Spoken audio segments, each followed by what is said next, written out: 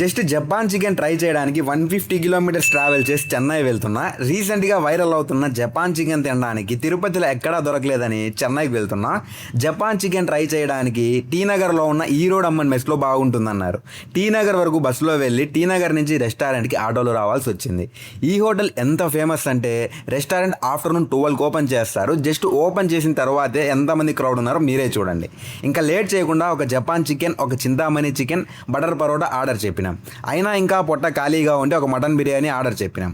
Mutton biryani ఇక్కడ చాలా డిఫరెంట్గా ఉంటుంది, పులిహోరలా ఉంటుంది, కానీ టేస్ట్ చేయడానికి చాలా అంటే చాలా బాగుంటుంది. మటన్ బిర్యానీతో కడుపు ఫుల్ అయిపోయింది.